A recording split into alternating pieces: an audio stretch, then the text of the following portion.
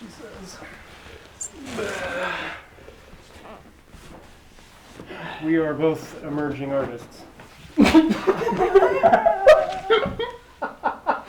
Spit all over my face.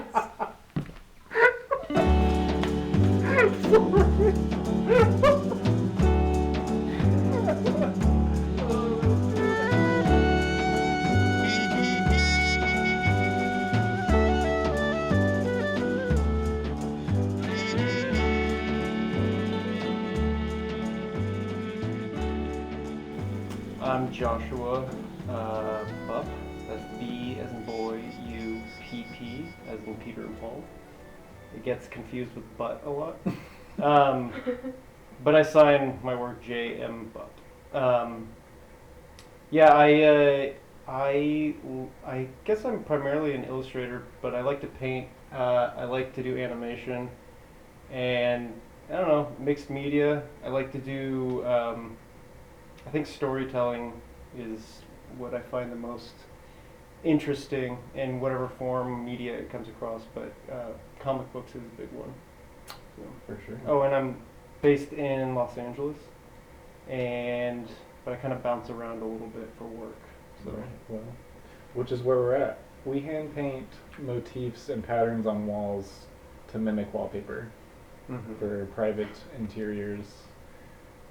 Decorative wall paintings is what they call us, the work job people. Man, yeah, that sounds pretty good actually. I'm gonna use that. Mm-hmm. Anyways, we met through work, which now we are currently in New York for work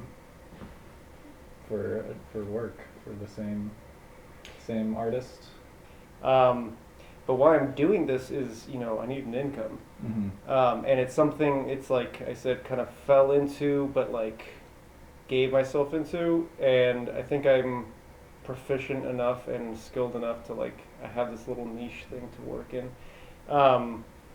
So it pays well enough that I can do jobs and then kind of live off that for a period of time to do what I want to do. Mm-hmm. Which is, I think, primarily some form of storytelling. Mm-hmm. I'm working on a comic book called Roz and the Big Man. Mm-hmm. It's set in the 1950s about a little alien and the last of the Sasquatch and the conspiracies and mythologies we make up to explain the natural world around us. You're working on the second. I'm working on the second edition. Issue, volume. Mm-hmm. These are just words. So hopefully that will be launching on Kickstarter sometime this summer. But that's led to a lot of fun things, particularly because indie comics rely on Kickstarters and to make a big splash or trying to make a name for yourself, trying to stand out from other people, and we've kind of leaned into some animation stuff and a little stop motion, which is also exciting for you. So exciting! I mean, Roz and the Big Man's become a sandbox that I could explore many different fields of storytelling, mediums, and such. And the problem is it takes so much time, and on me I could definitely be more regimented and stuff. But we've talked about having so many ideas and avenues of creativity that it's hard to focus on the ones that you want to. And I know we've talked working this job together. It is taxing in the sense that we are using our creative abilities and energy to make this job happen, which is fulfilling in a certain way, but it is also depleting our energy for the day. So when we get off, to then put our energy into something for ourselves is pretty challenging. I guess I should have probably asked this question first, but what is your ultimate goal? What's what's your dream? What's the dream? I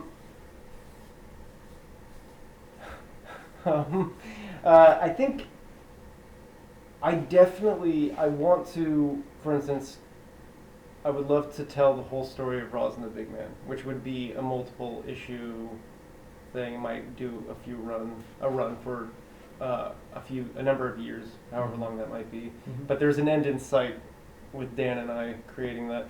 So it would be that. It would also be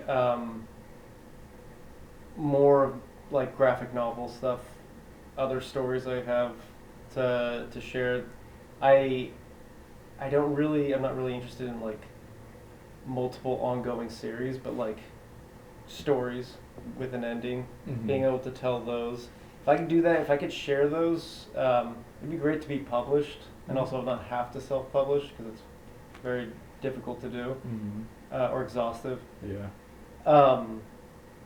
And then get into animation. Like I would love to do my own animation stuff, but also just maybe being for hire, Yeah. consulting. As an animator. For telling a story, if someone wants, say, a story told, like, okay, this is how I'll do it. Through Roz and the Big Man, I've been able to have, as Dan, my partner, and it has expressed it as like the building of the band, where I take on a lot of things for myself personally. I'm not a good writer. Dan writes it. Mm-hmm. And so we work very well together, but like there's things that like I want to do every part of the art aspect, things that I've never tried before. All the way to the voice acting of the animated stuff we do, to where it's like I can't do all that stuff, and like learning those limitations is kind of a bummer and also freeing at the same time because I think like a lot of people creating like that don't know their limits, they have the whole thing in their head and they don't know how to make it, but it's perfect in their head and they can't make it that way. So you're forced to compromise and then collaborate. And if you're lucky, you have, that magic of, things come together and better than you could have expected, or someone else brings something to the table, and like the building of the band, it all coming together is such a few times we've had those moments and it's just been exhilarating, like where you're sprinting and like achieving each goal that you're going towards. I think I would love to have that going forward as well. Yeah, a team. Yeah, because I can't do it myself. Yeah. I haven't realized that. I literally have not realized that, but like it's something I logically know. Yeah. No, I mean, same for me, man. I mean, that's a big reason that I wanted to do this video series, is because there's so many things creatively that I love and that I like, big projects that I'm gonna do or try my hardest to do at some point in my life, because I just am so passionate about them. But like, again, like a lot of the things, like I can't do it all, and it is a hard lesson or a hard pill to swallow. Yeah. Like, I think that like if I had infinite amount of time and energy, then like, yeah, sure, I could totally do that. But like, that's not realistic, and so, and also too, I think in kind of looking at that lesson, I'm kind of glad that it's that way, because in working with people, like you said, like it is exhilarating. Like when you have that connection with somebody creatively, and like that, like it energizes you and it like gets you excited, and like there's so many more unexpected things that are better that turn out because you aren't in complete and entire control. But yeah, I mean, that's again why I wanted to do these, is because I wanted to connect with other artists, and I mean, to a certain degree, like I feel like this is a collaborative thing. But in meeting Leslie and doing our interview, like we've been able to do creative projects together and collaborate, and like I love collaboration, and I hope that it continues to grow, and that to a certain degree it becomes kind of like a community where maybe down the line I meet an animator and then they see your video and they're like, oh my gosh, like I'm so stoked about like what he's doing, connect me with that guy, because like that, I love that creative energy, that creative community, and I love being the one to help connect people. Like connection and is huge, and I think that again, being an artist and can be such a lonely thing, and I think a lot of us think that we have to do things alone, and I think that at least for me personally, the more and more I do connect with other people and collaborate, the more excited and fulfilled I am. Yeah, I think, first of all, I'm so excited about Pando, like the concept of it, your explanation of it, and no, I think you're right on. I think you have an earnest passion, or for lack of a better word, interest, desire for that connection, and I think you have the means to do it. And I look forward to those collaborative efforts whenever they happen, even just to spectate on, you know. But like as we were talking about this, I was thinking about, you showed me the God, Puparia. What is it? Yeah, Puparia. Is it? Yeah. Puparia. Puparia. It's this. Yeah, it's like pupae, like. Yeah, like a moth. Yeah. Puparia. Pupae. Puparia. Yeah. Anyways, that guy did that animation and music maybe all by himself, and it was all done by what looked like colored pencils. Like, there's a part of me who's just like, that guy did what I've always wanted to do, like do everything. But it took him 3 years for 3 minutes. And there's something so respectable about that, because it is incredible. But so is, I'm slowly learning, like, allowing play with others and creativity, see what comes from it.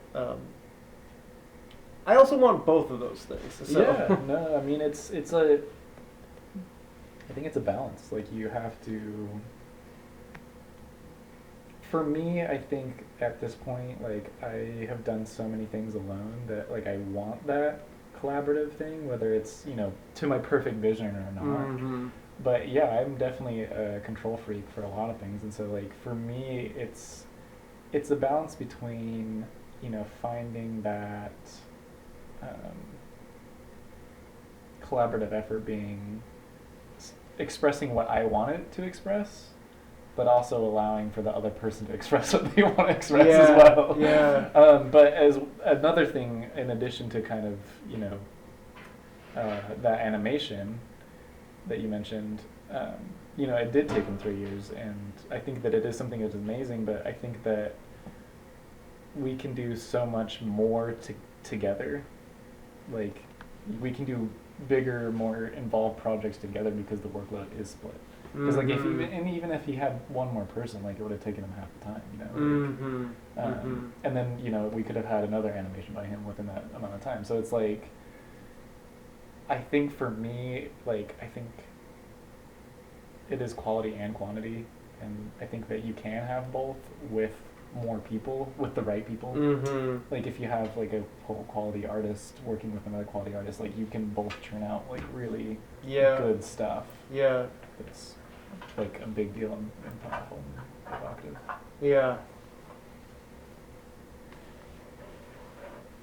Cool. Well, to wrap up, I just wanted to say I've been super excited to do these interviews, and it really is such a pleasure to do it with you both. But just to have people in my life that that I feel comfortable with enough to, you know, get into these, because like I said, I'm learning and I'm growing, and these are an imperfect thing that I'm refining, and to do it with people who I feel safe to do it with is very invaluable. And I think that that's the benefit of having a kind of a community. And And yeah, I'm just grateful that I met you through this job, and that we have had the time to live together multiple times, and just really, grow in that relationship together. I think has been awesome. So yeah, thank you, man, for everything and for taking the time to help me see this project through. I feel honored that you asked.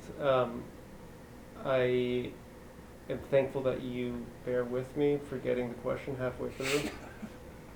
For those of you listening, we did work today, so maybe I'm just tired. But I think we resonate on some of the same frequencies. That like, it's a real delight and inspiration to hear you talk about things from your perspective that I've come about my own way, or I learned from you.